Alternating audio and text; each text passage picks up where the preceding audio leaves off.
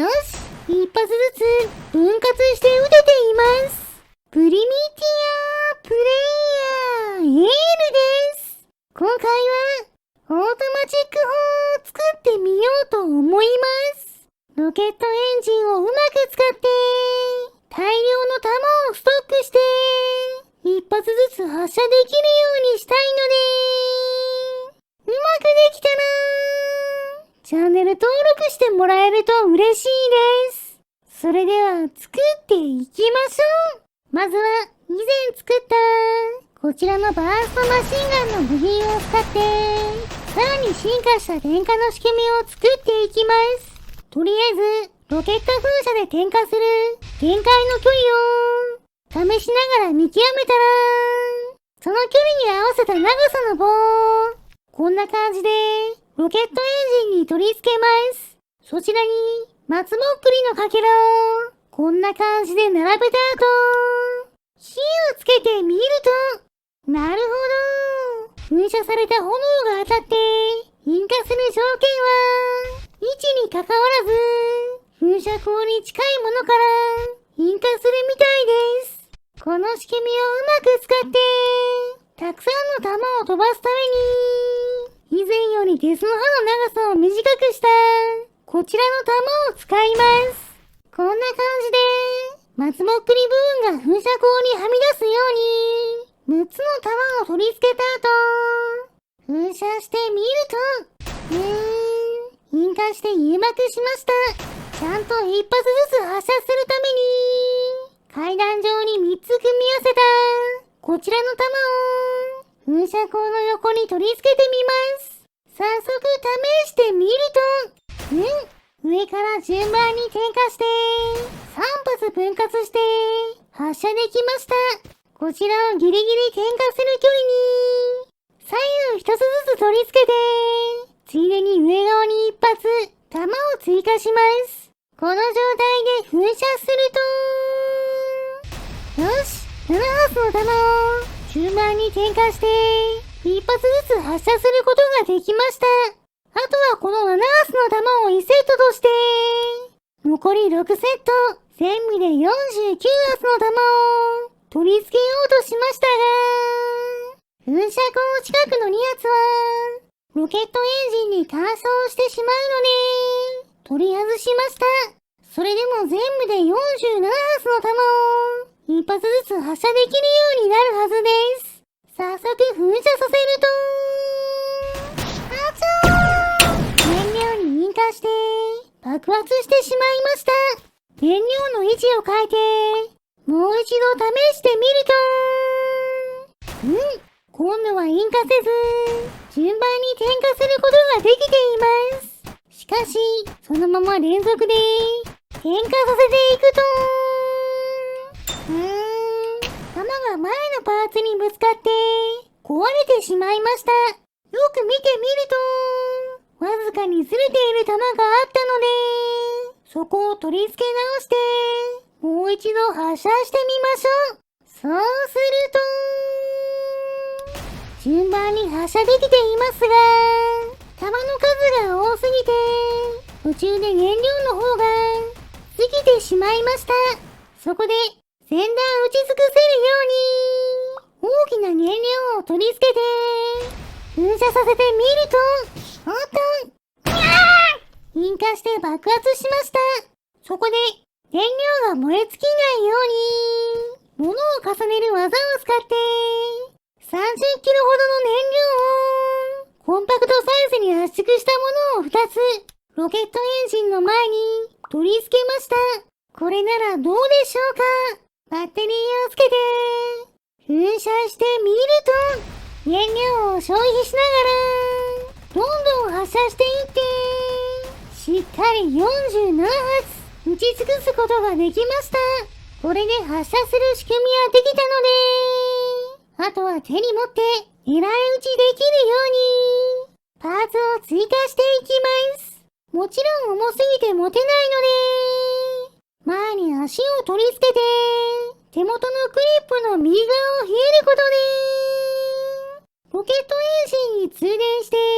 発射できるようにしました。このまま固定を解除すると、おっと、前が重すぎて、倒れてしまいました。こうならないように、足の位置をさらに前に移動しましょう。よし、これならちゃんと持って狙うことができそうです。早速向こうの木を撃ってみると、最初はいい感じでしたが、おっと、強い反動で暴れて飛んでいってしまいました。弾同士の間隔が狭いせいで反動が強いみたいです。でも間隔を広げると相談数が犠牲になるので反動に耐えられるようにします。左グリップ部分をベアリングを挟んで別パーツ扱いして手から離しづらくしたら、さらに体で反動を受け止めるための木の板も追加しました。これならどうでしょうか。もう一度試してみると、よし、一発ずつ分割して打てています。反動の方もしっかり体で受け止めているので、吹っ飛んでいくこともないですね。本体が重いおかげであまりブレたりしないので、どんどん前方の木に弾が命中してボコボコに破壊することができました。これだけの弾を分割して射撃するとなかなか時間がかかりますね。とりあえずこれでオートマチック砲の完成です。なかなか大きくて強そうな武器になったんじゃないでしょうか。カメラに向かって噴射させ続けながら撃ってみる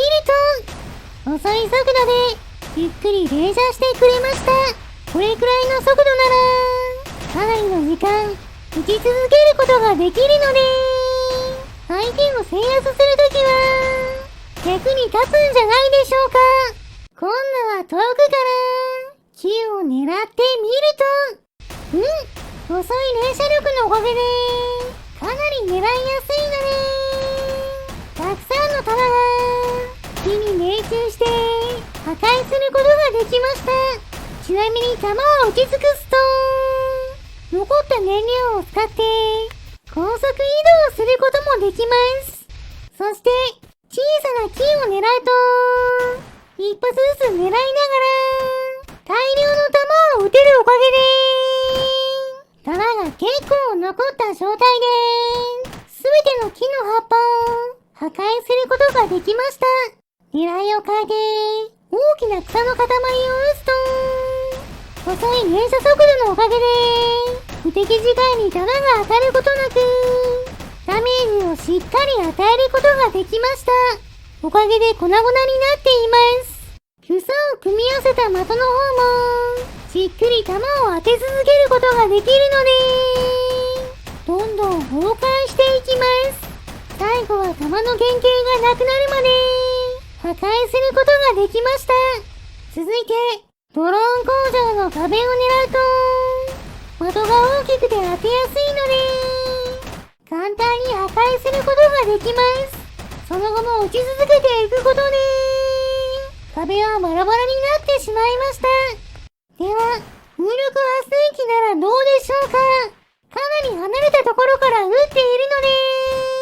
ので命中した時の威力は低いですが、大量の弾を高い命中率で撃てるのでどんどん耐久力を削って破壊することができました。まだまだ残弾数には余裕があります。強力な武器ですね。それでは次はこちらのザコキャラの大群を狙ってオートマチック砲をぶっ放してみましょう。果たしてどれくらい倒すことができるんでしょうか。一発ずつ狙いながら撃てるので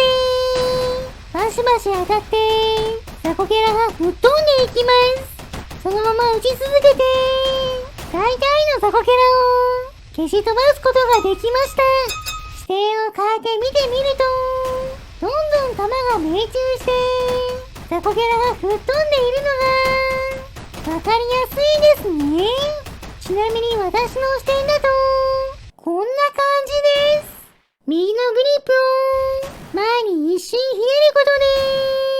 で一発ずつ点火して発射することができます。特に弾を送る操作も必要なく、47発の弾を好きなタイミングで発射できるので、強めの反動と大きくて重いということに目をつぶれば、かなり強力な兵器だと思います。それでは最後は、イエロースライムに効くように、ガラスの針を重ねたものを、前の方の弾に取り付けたら、こちらの巨大スライムを狙って、攻撃してみましょう。果たして倒すことはできるんでしょうか。少し離れたところから、狙ってみると、地面にバウンドしたガラスの針が、巨大スライムに当たって、やったー！巨大スライムを倒しました。ゆっくり飛んだガラスの棒が、うまく弾かれて、一瞬で倒しきるダメージを与えてくれたみたいです。それでは、この勝利を祝して、スライムを燃やしてしまいましょう。燃えるものを集めてきて、火をつけます。いい感じに燃えていますね。よし、スライムも食べ頃になったので、食べてしまいましょう。もちろん、今回頑張ってくれた、オートマチック4さんにも、お裾分けしてあげます。はい、どうぞ。今回の動画はここまでです。面白かったと思ったら、チャンネル登録、高評価をしていただけると嬉しいです。リクエストなど、コメントもお待ちしていますね。